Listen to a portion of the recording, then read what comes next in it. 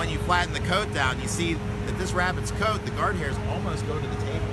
Because when she's popping around through her cage, that's what's naturally, this part up here can survive, whereas this down below starts to break off. And you see her guard hairs. French Angoras are not supposed to be coarse. There's nothing in the standard that calls for a coarse texture to the coat. It talks about, you've got proliferation of guard hairs or predominance of guard hairs tipping over top of a dense undercoat. So the number one thing when you're looking at points, what has the most points on an Angora and the wool? Density. It says wool as dense as possible. And you should have, again, this guard hair that tips over the top and drapes over the dense under wool, but it's not supposed to be a hair coat coarse. You see these rabbits, if you want to raise a coarse animal, or something that's all hair without undercoat, that's called a silky cavy. They don't have secondary and primary follicles. It's hair, just like human hair. Now I want everyone to come up and feel her, because we're going to be taking down these coats, so that's why I don't care.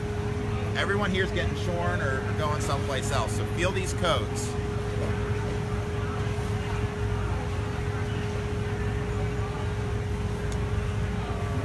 So how do you tell if she's got a double coat or not? I'm going to show you a couple here. Yep.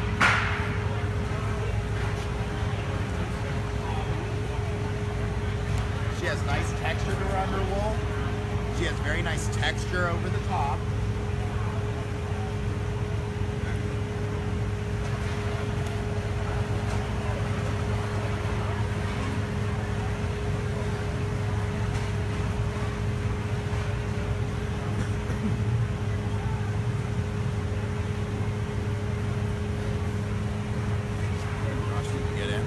And notice how I keep coming up to readjust. If I take this coat and I flatten it down, it's gonna feel thin over the top and dense at the sides. It's because you packed everything down. That's not the natural appearance of this coat. You really wanna have the wool, in order to be even, should radiate all over the animal, and the only way to get that is if you lift up the coat first.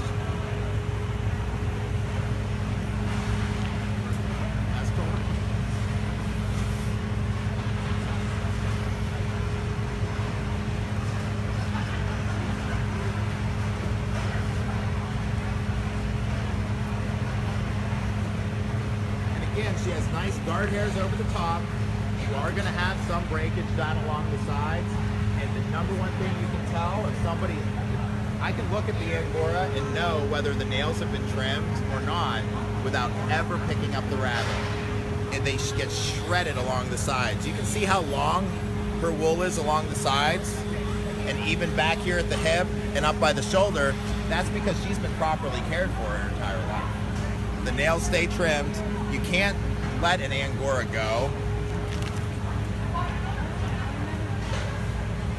And body type is still a commercial rabbit. This rabbit ideally should have the same body structure as a New Zealand, as a Californian. This is a commercial rabbit. If it's got a dumpy body, it should be at the bottom of the class. You can't, what they say, build the barn before you paint it. So no matter how wonderful a coat is, they're not to be bony, they're not to be pinched, they're not to be slab-sided and flat. You can have good type. Feel free, feel her type. Come on.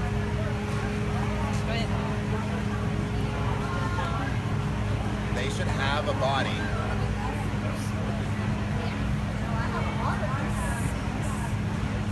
A loin, change through the midsection, shoulder, just like any other commercial rabbit.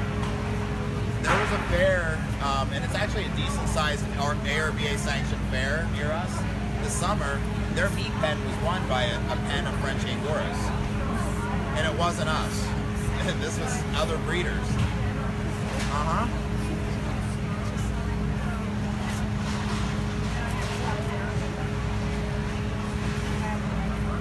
It is the same kind of issue that you see in some of your other compact breeds, where you've got animals that are too short in body. They have to have enough length of body if you're going to carry the appropriate depth and get your high point over the hip. Now you felt her.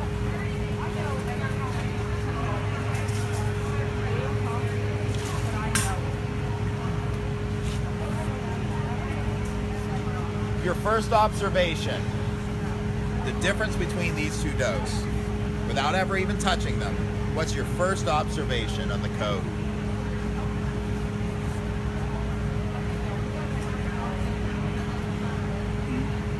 Is this coat a bit denser? Is it more even? More alive? It's got more life to it. That's why whenever I pull up this wool, you notice it's not parting immediately down the middle. That's a very good indicator that an animal lacks density or uniformity of density of coat. She has a very even coat. She's got excellent texture to her coat. And when I say texture, you notice I don't even have to feel it to know what the texture is. We don't have micrometers at ARBA sanctioned shows. You can't do a micron count to see what the diameter of the hair shaft is.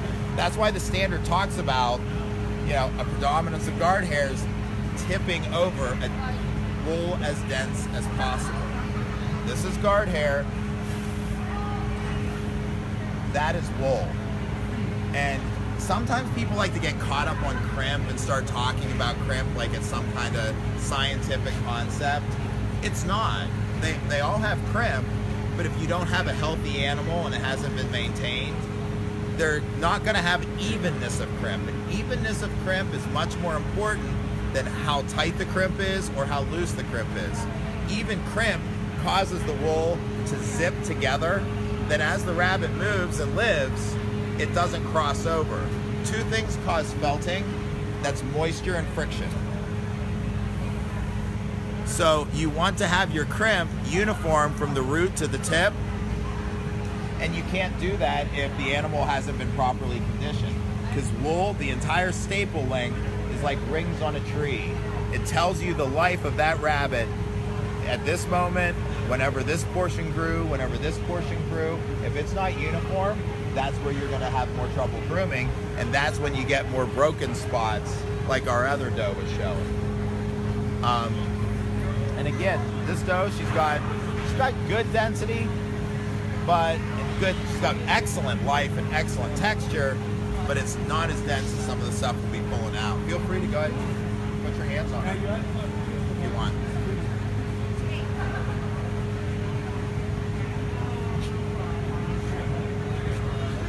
And pose her up, feel her tight.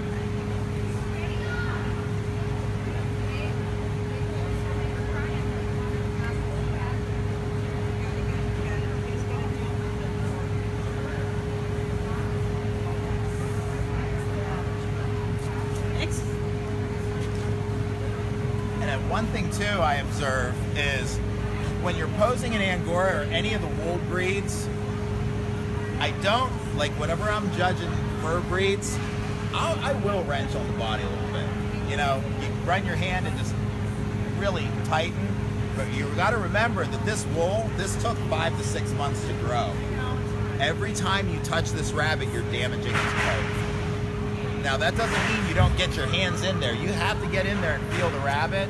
But you don't want to rake against it, because by doing that, you're also putting all this wool down here at the hindquarter, and you're making something that might be pinched feel like, wow, look at that flesh condition. It's so, if you want to feel the hindquarter, you have to lift up the coat and then feel what the hindquarter actually is.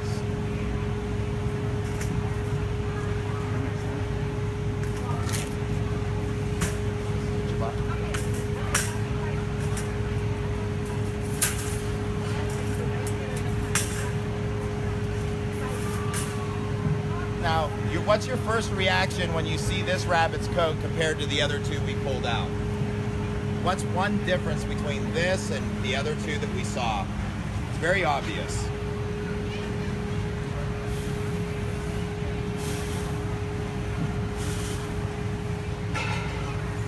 It's shorter. This is shorter. This is a shorter, fresher coat than the other two we had in the class. What component of wool has the least amount of points? Length. So you want wool as dense as possible, uniformly over the animal. You want to have a predominance of guard hairs protruding over top of wool as dense as possible. Length. Is there any advantage given to wool over 4.5, 5 inches? No. And I don't have the ruler on me. But Gabe, what was her wool length? 4.5 inches. Now, you notice how I pull up the coat and feel this? And you notice how I'm checking? Using one hand. You don't pack down the coat because it makes it thin and dense. Come up and feel how dense this coat is.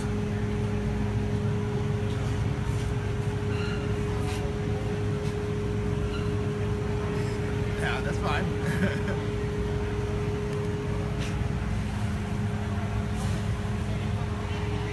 And this one wasn't even blown out, was she? No. So she wasn't even groomed.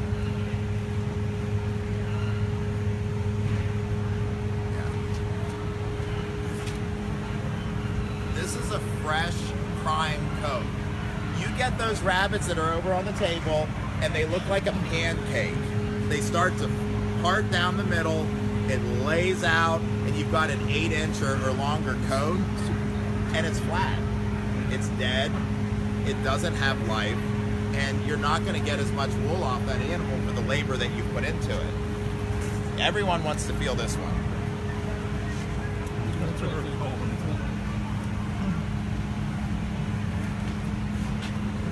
No idea what I'm feeling.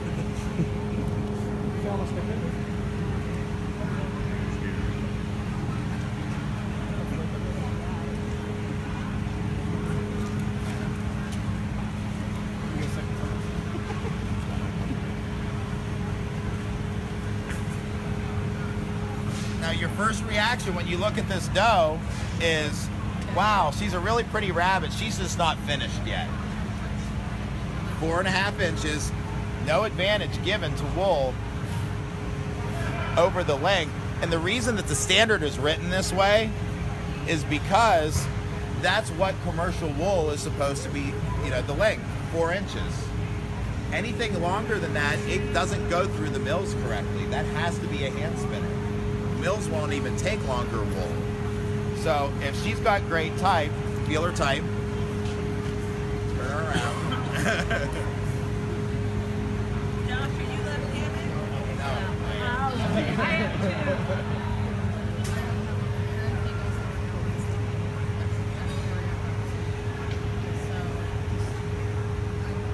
And you see, is there a predominance of guard hairs tipping over dense wool? No?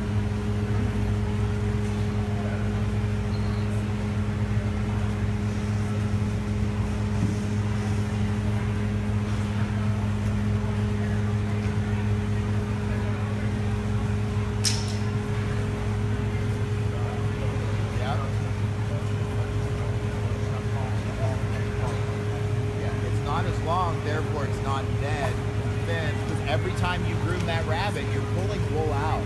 We have the competition who can come finish grooming with the least amount of wool on your brush.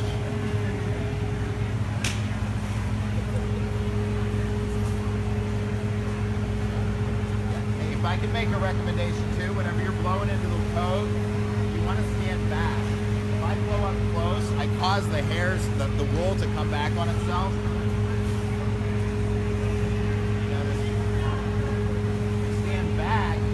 Wool actually parts. If you go too close, then it folds in on itself. And you notice, look at this. Look at the spring. Yeah. It comes back up because there's still enough density in that coat. And again, this hasn't been blown out since show day. And Gabe, how often do you blow her out? Once a week with a blower, not even ripping and going into the coat. Did anyone else want to feel her type? Sure.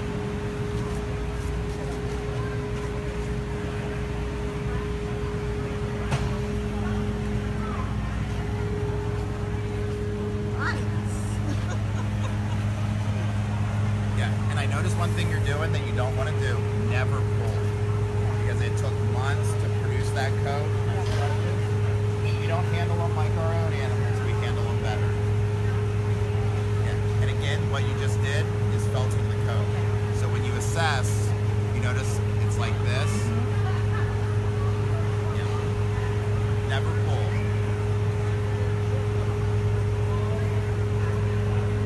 May I? Yes.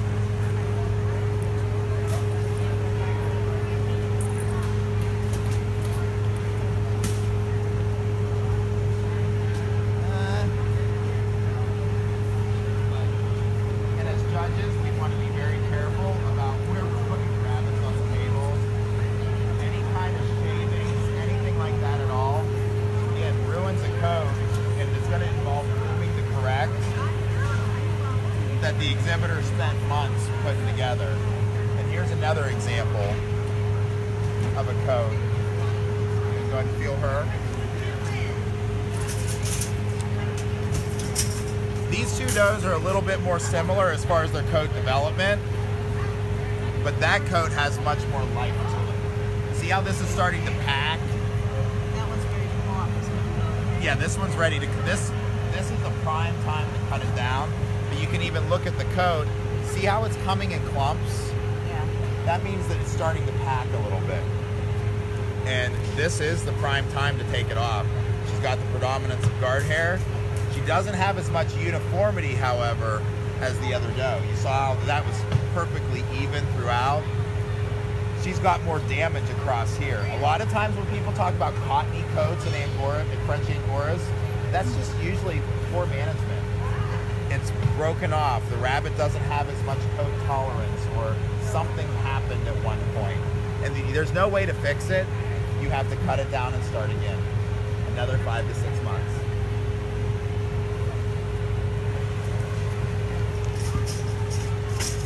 Well, no, I'm not putting it.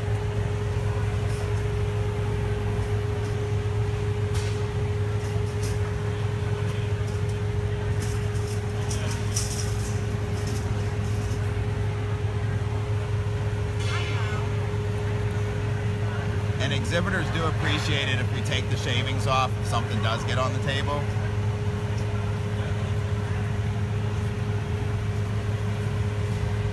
And then you look at that coat. What's your first observation, your first thought when you see this?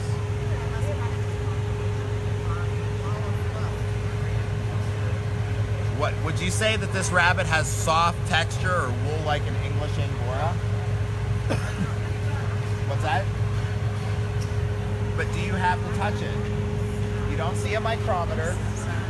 Tactile feeling is subjective. What does the standard call for when it talks about texture in an Angora?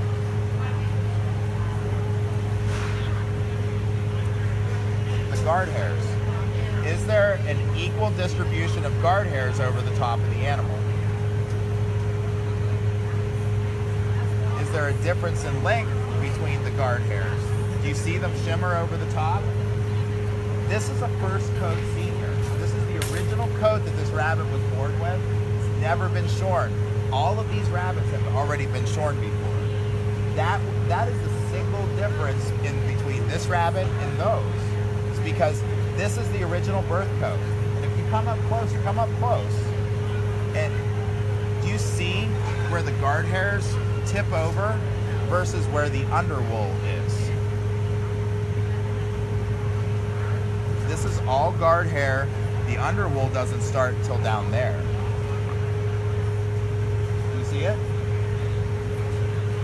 There is no advantage to an animal that has a thicker diameter to its guard hair than a first coat senior, according to the ARBA standard of perfection. It talks about guard hairs, predominance, tipping over the wool as dense as possible. And you notice how you always pull up the coat? Does it part down the middle? No, it's dense. Now personally, I do prefer a little fresher coat, one with a little bit thicker guard hair. But what is the most important component? If you pull out two rabbits, one that has a little bit more maturation to its guard hair development, thicker guard hairs, and one that is denser in its undercoat, which animal places over the other? Density. Wool as dense as possible.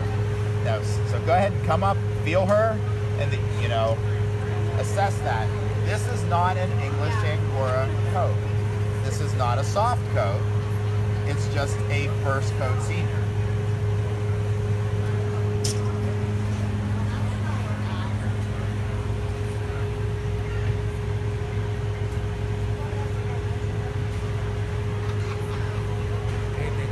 And you want to stand back?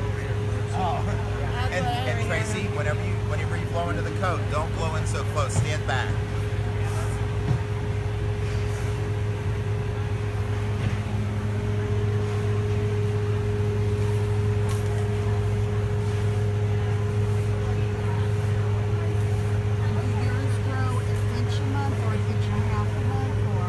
Depends on the rabbit. Some rabbits grow more length versus density. We breed for density because in order to get the same amount of length, you have to put in more labor, and labor is the biggest expense in any business. So if you get more wool off of an animal with less labor, you're further ahead. And length doesn't equate to anything other than you might shear them faster, but you're going to get less wool off of them.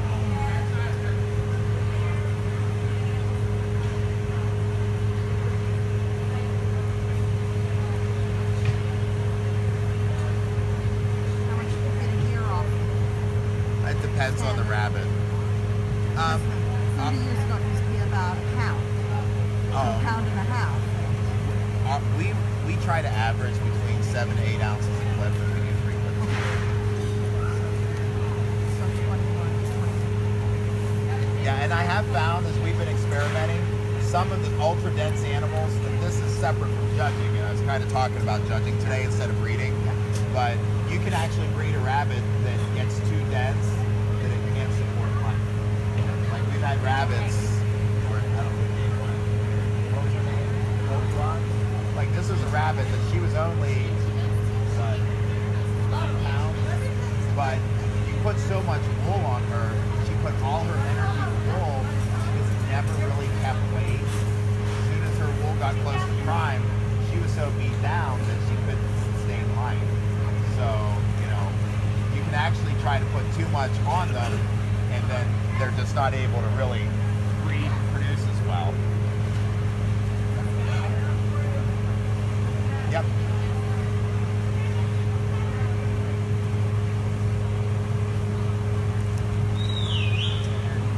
And the next time this rabbit gets cut down, yep.